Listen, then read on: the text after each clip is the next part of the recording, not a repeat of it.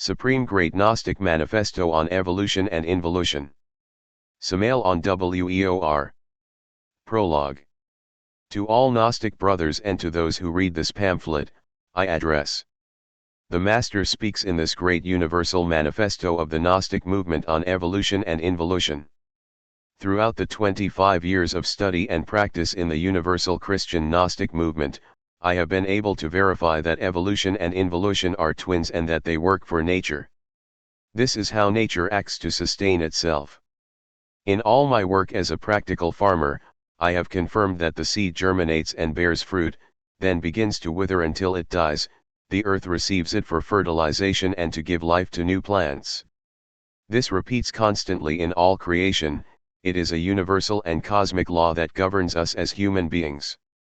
It also speaks of the difficulty in achieving peace. To establish peace in a home, it is necessary to find it within each individual who makes it up, otherwise, it is more than impossible to achieve. The same applies to all peoples covering the earth. I have experienced the normal evolution of the individual up to the age of 25 and the decadent state until the age of 52.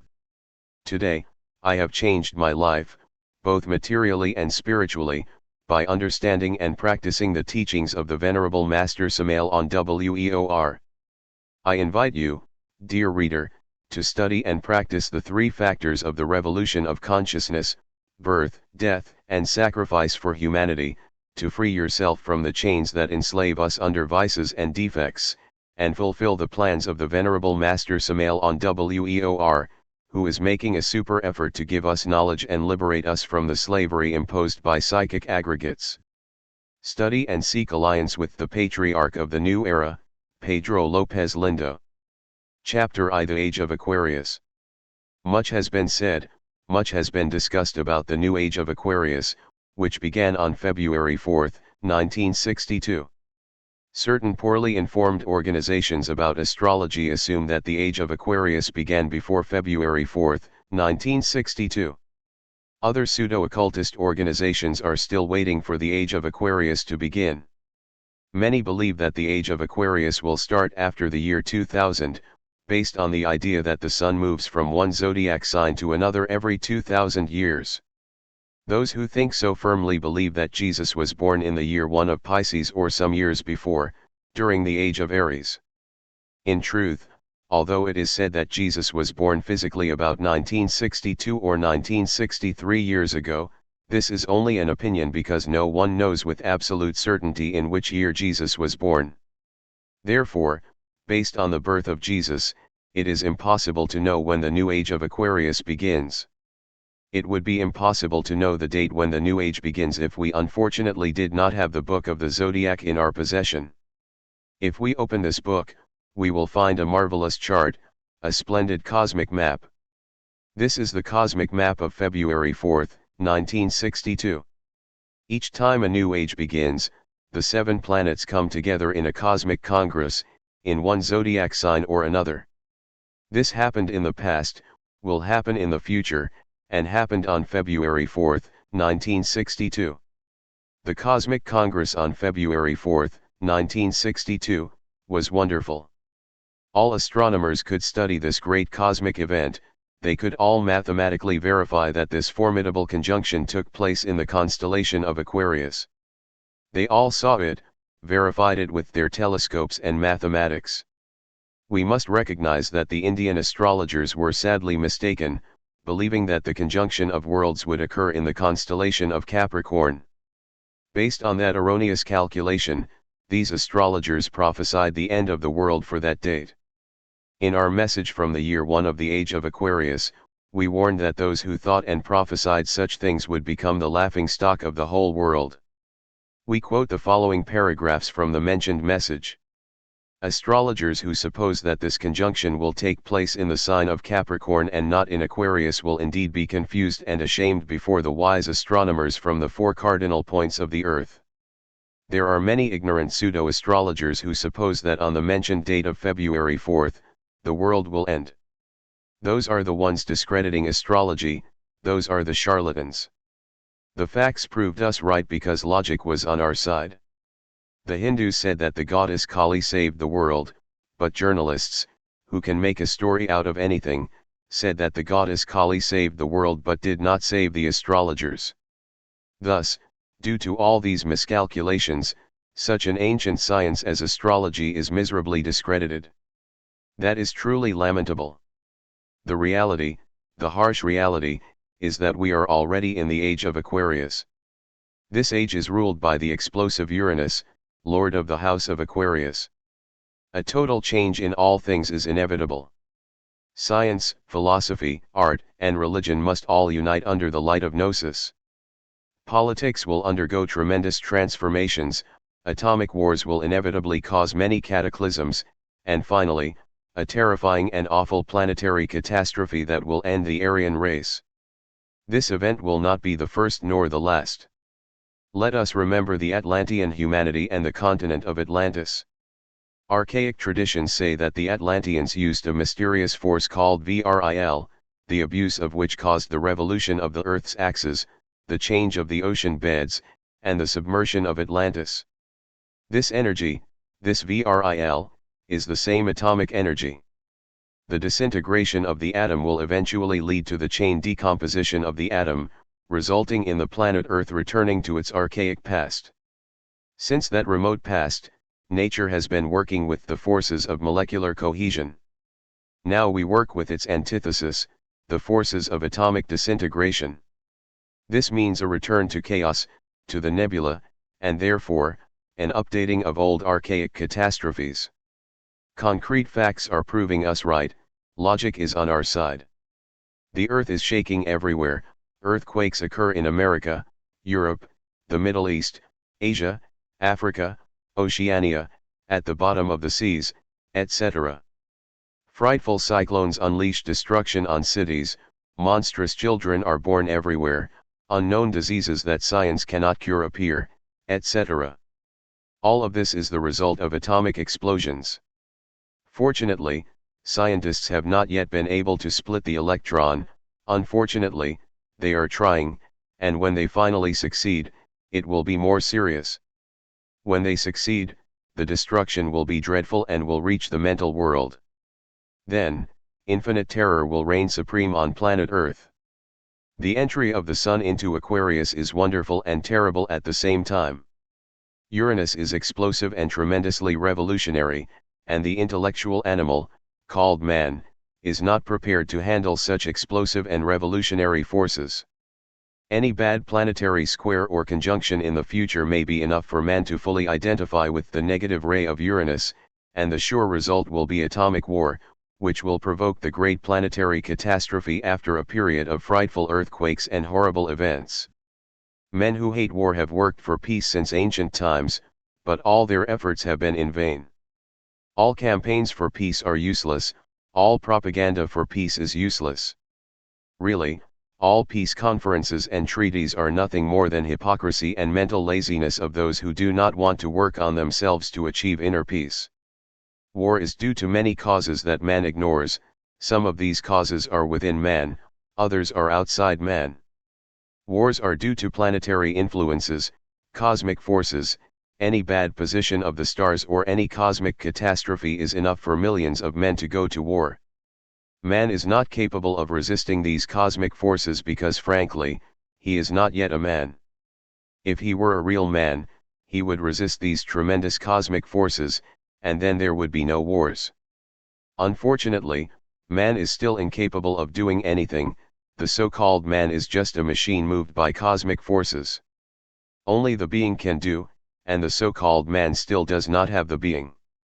Man only has the ego, and this is not the being. We must distinguish between the ego and the being. The ego is multiple, it is legion. The being is whole, complete. The ego is formed by thousands of small egos separated from each other, they often do not know each other and even make war on each other. Man is a plurality, and his true name is legion. The so-called man still does not have a truly defined individuality, the so-called man still does not have his own, singular being, man is divided into a legion of small egos. These egos fight for supremacy, each of them wants to be the Lord. Each desire, warmth, good weather, cold, Each thought gives rise to new egos. We carry the factors of war within us, the egos of greed, cruelty, selfishness, hatred, etc., are within man himself. When these egos are dissolved through understanding and holiness, when man possesses the sacred fire, then he will have his true being embodied. Only the being can overcome the bad planetary influences. Only the being can handle those cosmic forces that cause war. Only he who possesses the being can truly be called a real man. Unfortunately, the intellectual animal is a sleeping machine manipulated by the catastrophic influences of the cosmos.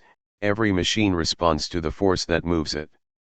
Millions of intellectual animals go to war moved by secret forces they do not know.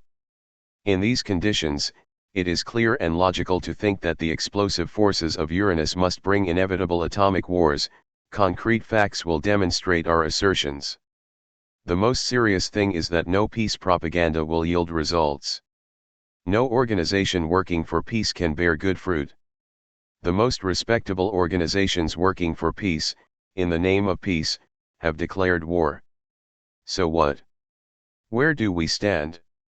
Currently, there are peace armies in the world at war. This is tragic and horrible, but true. We must face the problem of peace from a completely different angle. We must focus on the study of man in a frank, sincere, and definitive way if we really want peace. Only by achieving true inner peace can we overcome the cosmic influences that cause war. The universal Christian Gnostic movement, understanding what it means to enter the constellation of Aquarius, aims to create a new order in harmony with Uranus, in a harmonious, clear, and definitive way. The Gnostic movement seeks to create a new era of conscious peace. The Gnostic movement fights for the intimate self-realization of man because it understands that only through intimate self-realization can man overcome adverse cosmic influences that cause war. The Gnostic movement is forming a new group of true men capable of fighting against human barbarism. Those who enter the Gnostic movement will become true champions of peace after achieving their intimate self-realization. Thus, self-realization is the only thing that can give us true peace. The entry of the Sun into Aquarius demands intimate self-realization. A congregation or, rather, a new group of truly self-realized human beings is urgently needed to establish a new order and save the world. The Great White Lodge of Secret Tibet will attempt a new era of peace, and the Universal Christian Gnostic Movement is the expression vehicle founded by the White Lodge for this purpose and goal. Humanity is completely lost, so the White Lodge of Secret Tibet proposes to make a last effort to save the lost ones. This is similar to a sick person who is about to die, and yet, the doctor gives him medicine and does what he can, even when the case is already lost. Chapter 2. A Terrifying Truth. Students of all pseudo-esoteric and pseudo-occult schools trust that they will one day reach perfection and final liberation through the law of evolution. We, the Gnostics, can never deny the law of evolution. It would be absurd to deny the law of evolution. There is also the law of involution. Evolution and involution, these two mechanical laws process simultaneously throughout nature. We cannot deny these two laws, but we also cannot logically accept that mechanics can lead us to intimate self-realization. No mechanic can self-awaken us, no mechanic can self-realize us intimately. This self-realization can only be the result of conscious and positive work on oneself. No mechanical law can do this work for us. We believe in evolution, and we believe in involution, but we do not believe, we can never believe, we can never accept that the mechanical law of evolution can self-awaken our consciousness and mechanically lead us to deep inner self-realization. Many living species are the product of evolution, and many others are the product of involution. For example, the dog, the donkey, the common lizard, and many other species of monkeys, chimpanzees, etc., are species resulting from involution and are in frank involution. The horse, the eagle, etc., are the result of evolution. It also happens that many species evolve for some time and then involute, degenerate. Much has been said about cannibals and savages in the deep jungles. Pseudo-esotericist and pseudo-occultist students, as well as many Darwinists, completely bottled up in the dogma of evolution, assume that these tribes are primitive men in the process of evolution. Nothing could be further from that absurd assumption. In reality, savages are the result of involution, of degeneration. These races come from other races and other civilizations. Cannibals and primitive savages have glorious ancestors and formidable traditions behind them. Indeed, they come from people who reached the pinnacle of civilization. Ants and bees, which many pseudo-occultists believe to be species in clear and positive evolution, are actually creatures in the process of total involution. In ancient times, before the appearance of the mistakenly called human being on Earth, there were, according to tradition, races of semi-gods and titans. No race fails to recall in its traditions these semi-gods and titans. The unfortunate part was the first attempts at Marxist communist types. These races aimed to create a communist society and succeeded, starting by prohibiting all religions and establishing bloody dictatorships. Initially, great intellectual efforts and iron will were needed to create the communist-style society. Later, everything became mechanical, free initiative was annihilated, and as a result, thinking became useless. An organ that is not used atrophies, and those people stopped using intelligence, and the brain atrophied. Then, the mechanical movements became hereditary, instinctively transmitted from parents to children. Centuries passed, civilizations were born and died, several stone ages came and went. These creatures evolved inversely, becoming smaller and changing shapes over the centuries, while movements of the communist Marxist social type continued to be inherited. Today, we marvel at the perfect organization of an anthill or a beehive, only lamenting that these species no longer possess the brilliant intelligence of bygone times. Indeed, bees and ants descend from glorious pre-human races that made the mistake of creating the Marxist socialist society. Evolution and involution are entirely mechanical laws. These laws exist, but the problem lies in attributing factors to these laws that they do not possess. It is urgent to understand that only the revolution of consciousness can lead us to intimate self-realization. The razor's edge path is the path of true revolution. This path is the only one that possesses all the means to develop the hidden possibilities of man. We must recognize that very few embark on the path of inner revolution. This indicates how difficult and rare it is to find individuals in the world with all their possibilities fully developed. The development of these possibilities is not a law. The tragic and somber law that exists for the intellectual animal called man is to live within the circle of mechanical forces, transformed into a machine man. The path that leads to the development of all divine possibilities is entirely revolutionary. We must go against nature and unsheath the sword to fight against its dark powers. We must fight against everything that exists, against the cosmos, and against ourselves. This explains why the razor's edge path is so difficult and laborious. The razor's edge path is the path of true inner revolution. This path is opposed to ordinary life, to everyday life.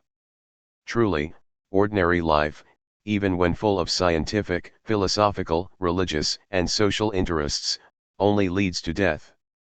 Man is full of possibilities that can remain undeveloped or even disappear altogether if he lacks the courage to embark on the path of inner revolution.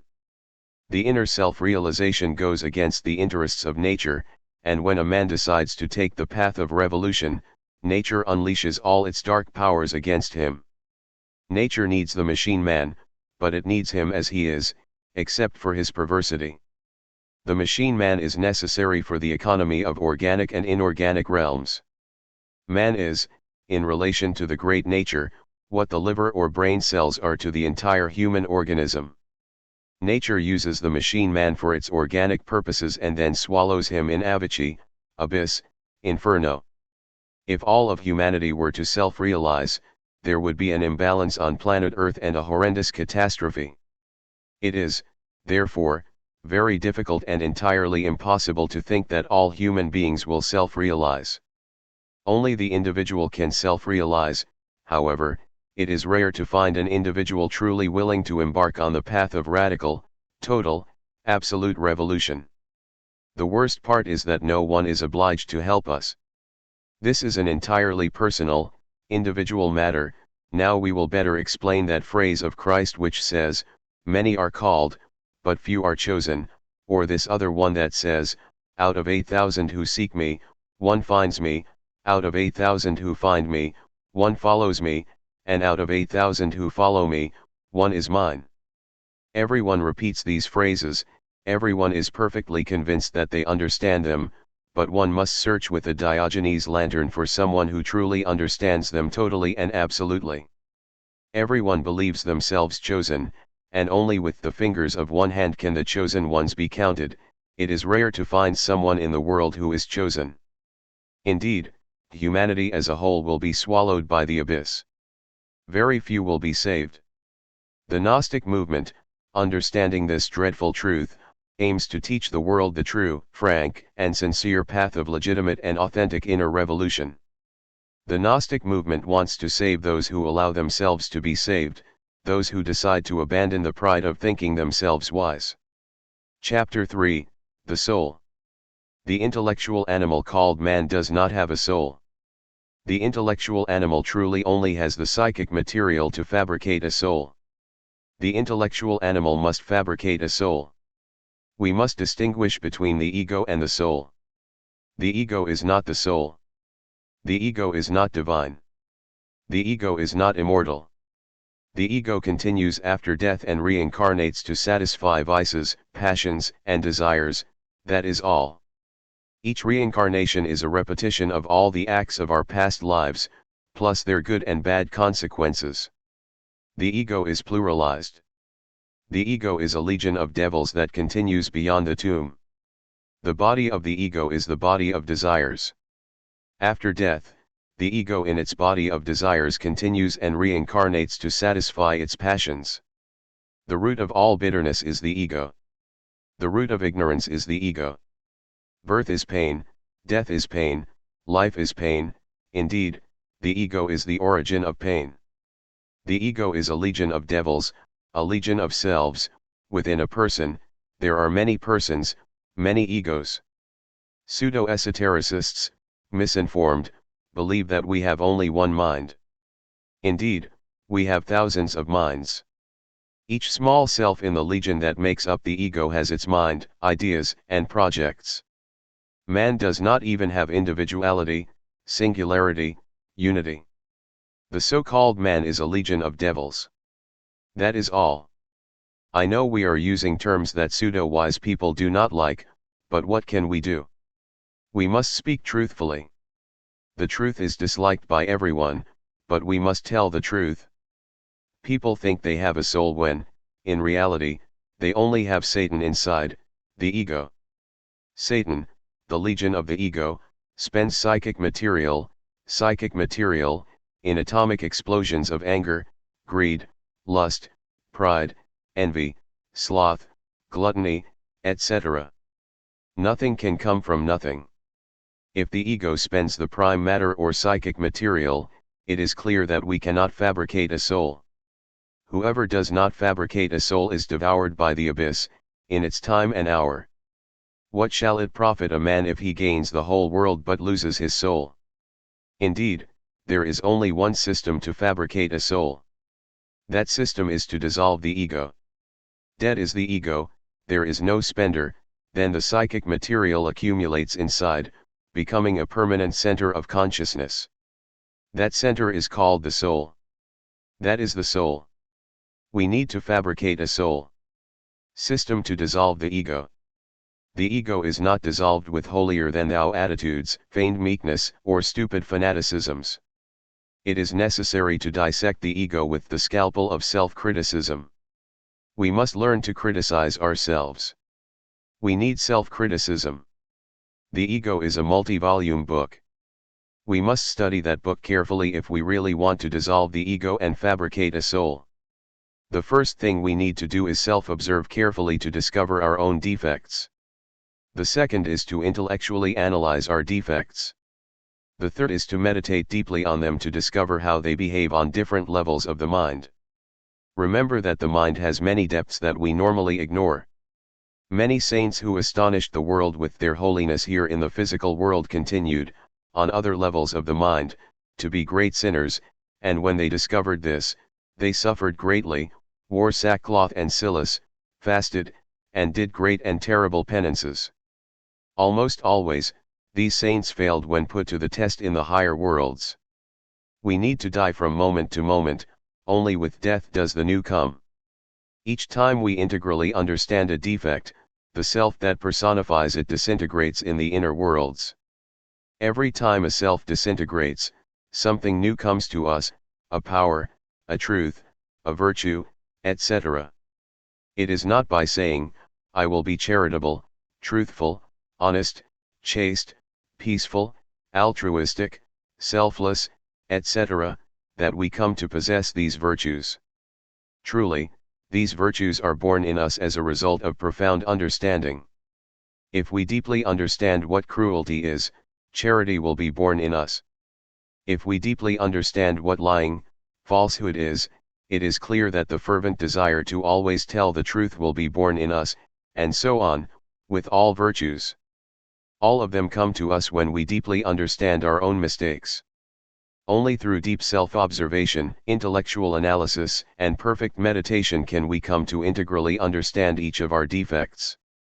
In vain, we can affirm thousands of times, I will be chaste, temperate, peaceful, altruistic, selfless, etc., if we do not integrally understand our defects on all levels of the mind. If we want to dissolve the pluralized ego, we must abandon the but-perfectness of thinking ourselves good and holy. Those who have read Theosophy, Rosicrucianism, spiritualism, etc., have a marked tendency to believe themselves good, charitable, pure, etc.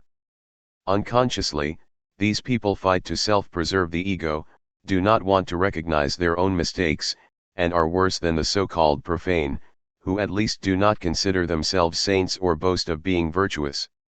Indeed, we have to start from zero if we want to dissolve the ego, the myself, the reincarnating ego. Like it or not, the truth is that we are devils, wicked people. If we deny this dreadful truth, it becomes absolutely impossible to dissolve the ego.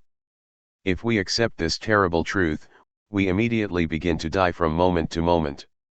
We must remember that among the incense of prayer, the crime is also hidden.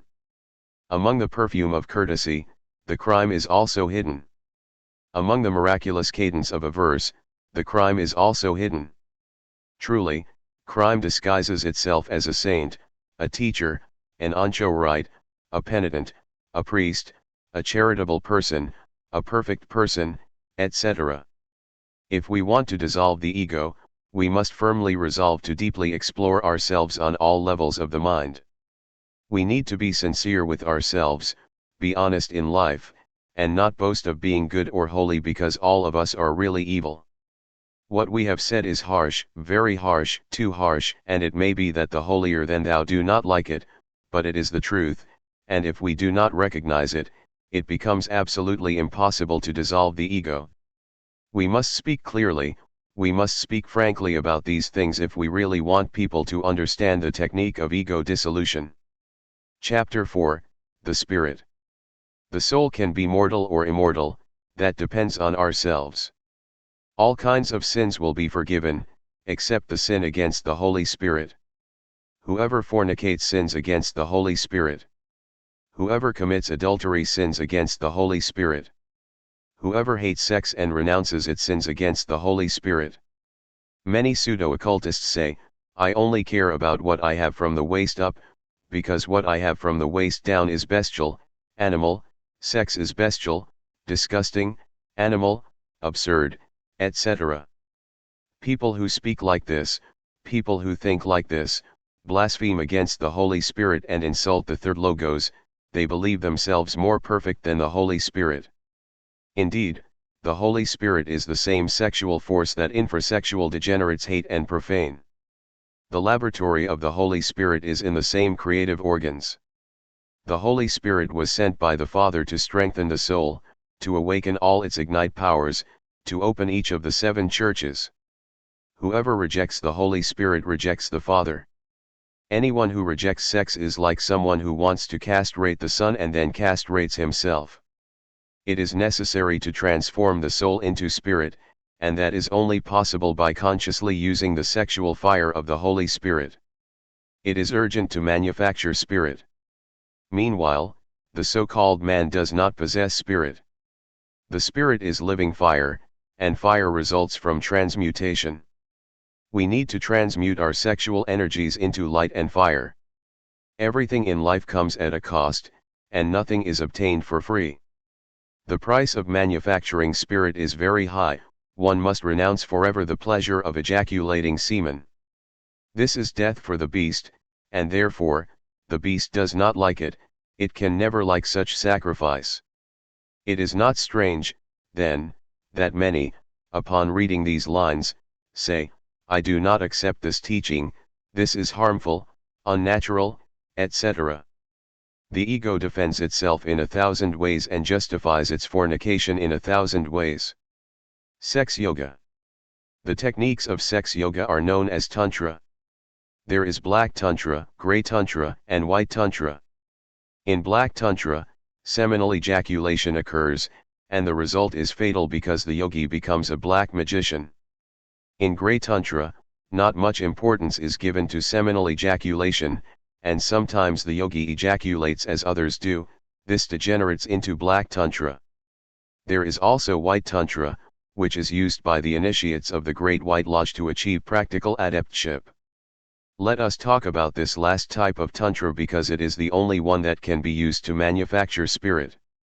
The theory of White Tantra is to turn poisons into medicines. By poison, we mean the use of women and alcoholic beverages. In some Brahmanic texts of the sacred India of the Vedas, sexual union was considered equivalent to a divine sacrifice, and the woman or her sexual organs were considered the fire in which the sacrifice was offered. In one of these texts, the Sharapada Brahmanas, the woman is made to say, if it is your desire to use me for the sacrifice, any blessing you invoke through me shall be granted. Few are those who understand these words of the Brahmin woman. Indeed, when working with the third logos, we have the power to create and ask. The wise can ask for the awakening of consciousness, and consciousness will awaken. By praying to God and using the hammer, we can ask and at the same time give imperative orders to our deep inner consciousness, saying phrases like this, my consciousness, awaken my consciousness, do not sleep any longer. Each command must be given with voluptuousness, with emotion, with deep yearning. The result will be the awakening of consciousness. During sleep, the devotee will begin to feel conscious, awake. They can say, I am in the inner worlds, my physical body is asleep in its bed. The initiate can live consciously in the higher worlds, becoming a conscious citizen of the cosmos. The problem of astral projection will have been completely resolved. Tantric Buddhism teaches that only through a woman is it possible to reach nirvana. It is also true that a woman can only reach nirvana through a man. The main characteristic of Tantra is to follow a special technique during intercourse to achieve perfect ecstasy. This technique is based on coitus reservatus, meaning sexual intercourse without reaching ejaculation. This practice is called Maithana in sacred India. Before Maithana, the yogi and the yogini go through a period of difficult esoteric preparation. One text specifies that the man must spend the first 6 months adoring and desiring his woman, sleeping with her in bed for 3 months on his right and 3 months on his left, but without sexual contact. Only after these 6 months can Maithana be practiced. Tantric texts clearly state that even when semen is about to be ejaculated, the yogi must retain it and not spill it through a very special effort. One text recommends suspending the breath at the moment of orgasm. The book says, if the disciple suspends the breath, his semen will not be spilled, even if embraced by the youngest and most attractive of women. Through this practice, truly initiated Indian yogis achieve perfect ecstasy and reach nirvana. With Maithana, the Kundalini is awakened. Truly, Kundalini is the fire of the Holy Spirit, the Pentecostal fire. Practicing Maithana is like riding on the tiger. Only those who know how to ride the tiger achieve the awakening of Kundalini and carry it to its total and definitive development. The fiery serpent of our magical powers sleeps deeply coiled 3.5 times within a magnetic center located in the coccyx. When the serpent awakens, it comes out of its magnetic center and ascends through the spinal canal slowly, awakening all the fiery powers latent in the soul. This is how the soul becomes omnipotent and powerful. Kundalini is sacred fire, divine spirit. When the soul receives the fire, it becomes fiery, unites with the spirit, becomes spirit, and becomes eternal. It is urgent to manufacture spirit. It is urgent to transform the soul into spirit. There is no other way to manufacture spirit. There is no other way to manufacture soul.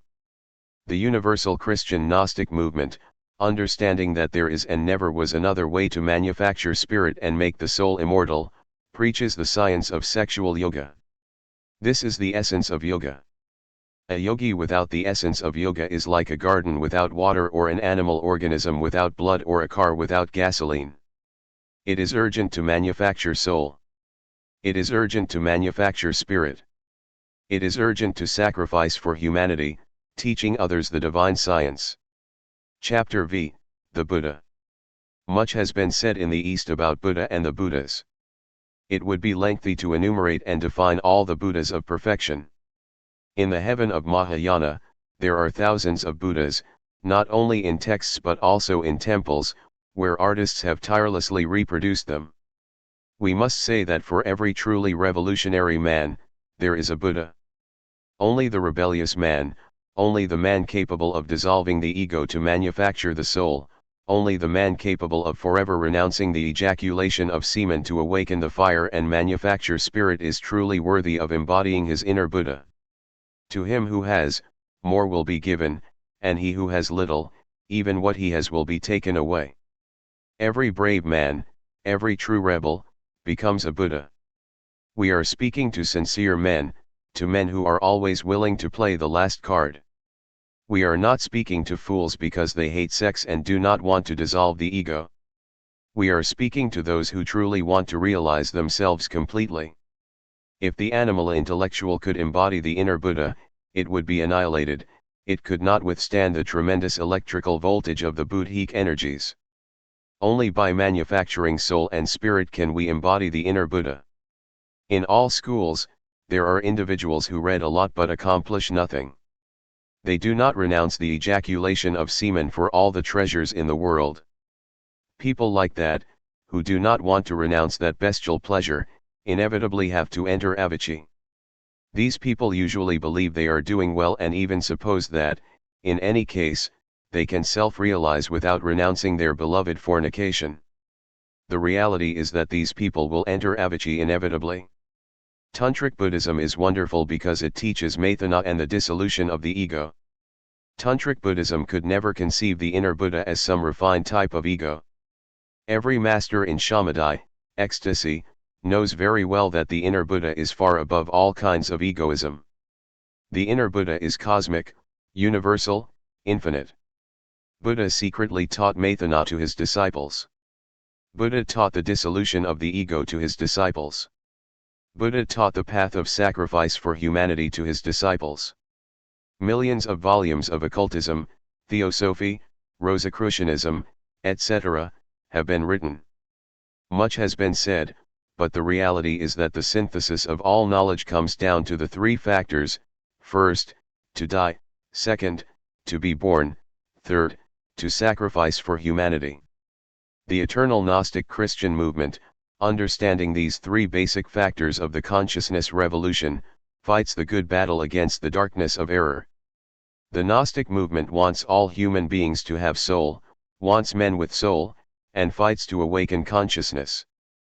The Gnostic movement is not against any religion, school, or sect. The Gnostic movement only aims to teach all human beings the path of the razor's edge. We are fighting to save the drowning hat, that's all, no matter if people criticize and insult us.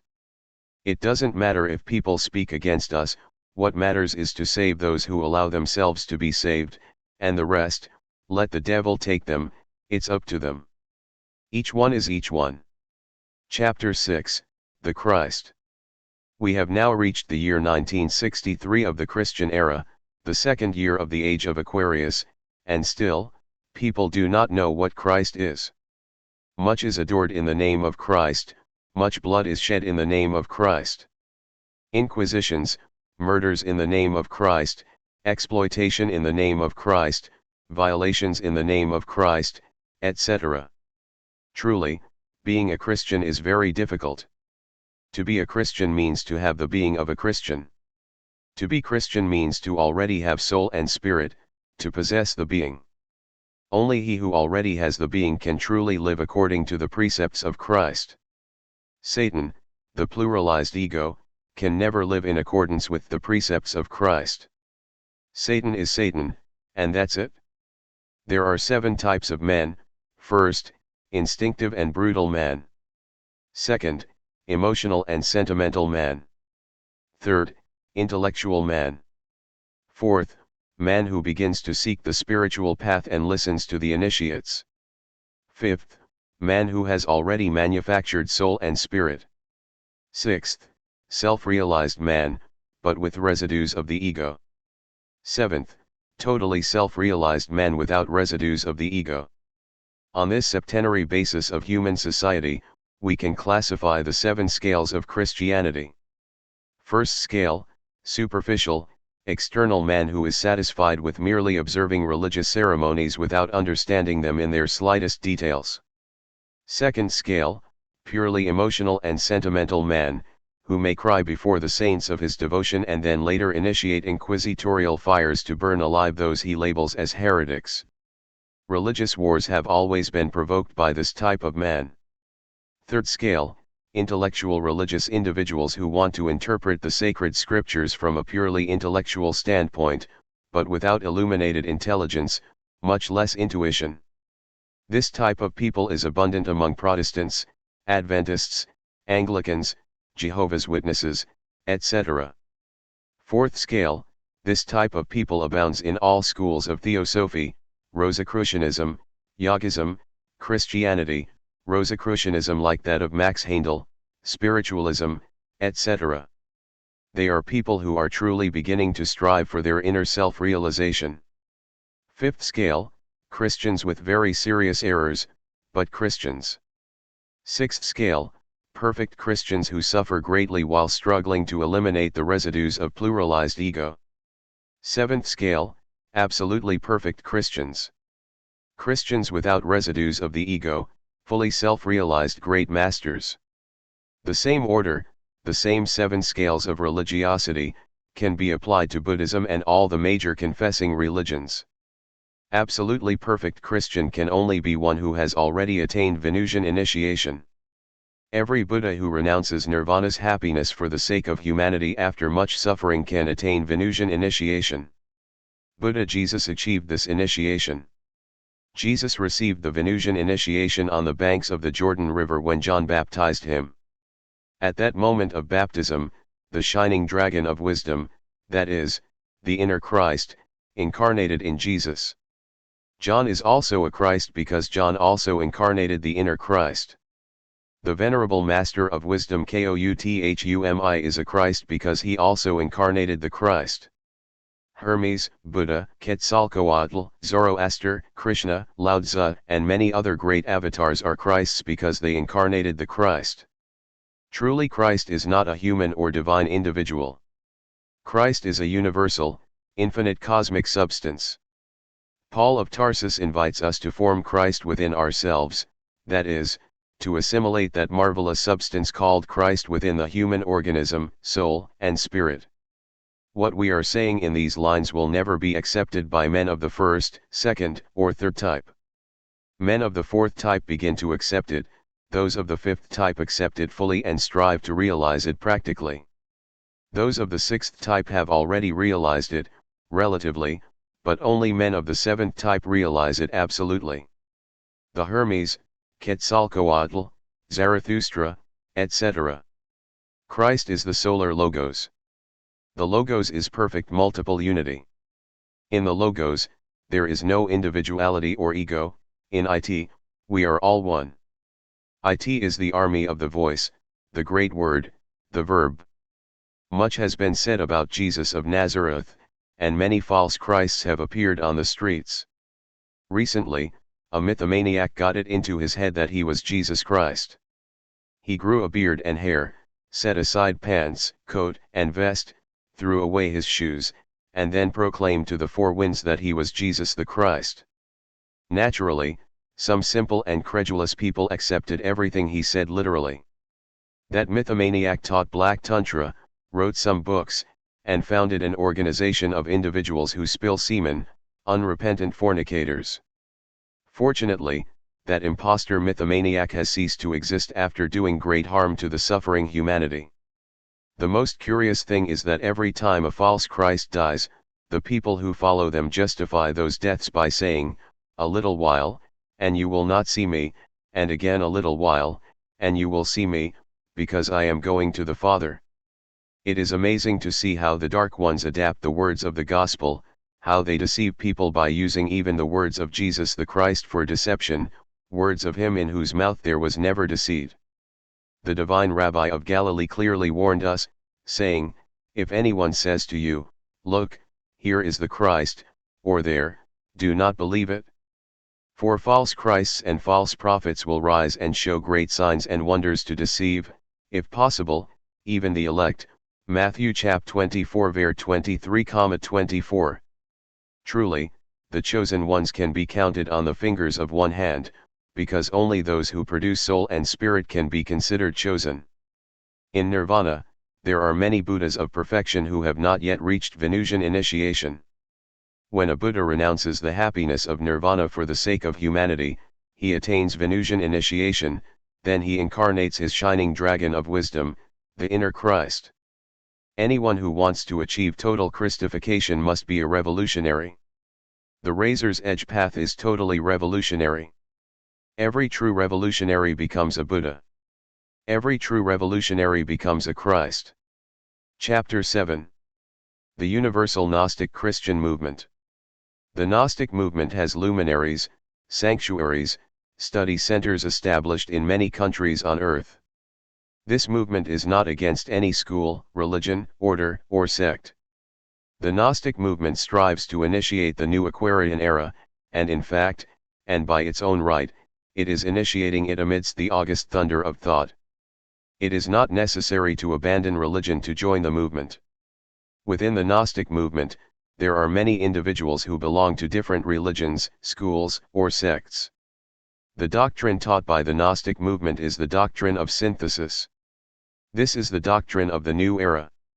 The Gnostic movement and the authentic and legitimate Gnostic Rosicrucian school of Cum-Ns are intimately united.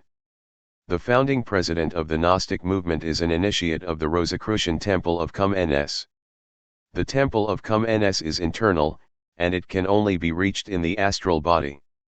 All Rosicrucian schools and pseudo-Rosicrucian schools in the physical world are only schools of aspirants to Rosicrucians, because in the physical world, there is no real and genuine Rosicrucian school. The Gnostic Church and the authentic Rosicrucian school of the Temple of Cum-Ns are intimately united. The shield of the Gnostic movement is the Lion of the Law with the 5 stars representing Buddha Maitreya, the 5th Buddha or 5th avatar or initiator of the new era. Facing the constellation of Aquarius, we have Leo, the opposite pole of Aquarius, which will define in total form the entire future of Aquarius. The symbol of the authentic and legitimate Gnostic Rosicrucian school of Cum-Ns is the rose on the cross. It is necessary for the Spirit's rose to blossom on our cross. If we analyze the constitution of man, we find the 7 principles distributed as follows: physical body, vital body, emotional body, mind, will, consciousness, innermost. In summary, these principles are reduced to 4. The vital is only the upper section of the physical body, therefore, the first body is the physical. The second body is the astral, the third is the mental, and the fourth is the body of conscious will. The 6th and 7th principles incarnate in us when we possess the 4 bodies, the perfect cross. These 6th and 7th principles are truly the rose of the Spirit that must blossom on the perfect cross. Indeed, the intellectual animal still does not have an astral body. It only has the body of desires within which the legion of the ego resides. Having an astral body is a luxury that very few can afford. A man can live very well without an astral body. His physical body has all the necessary functions for life. A man without an astral body can give the impression of being very intellectual and even spiritual when, in reality, he only possesses a body of desires within which the ego, Satan, lives.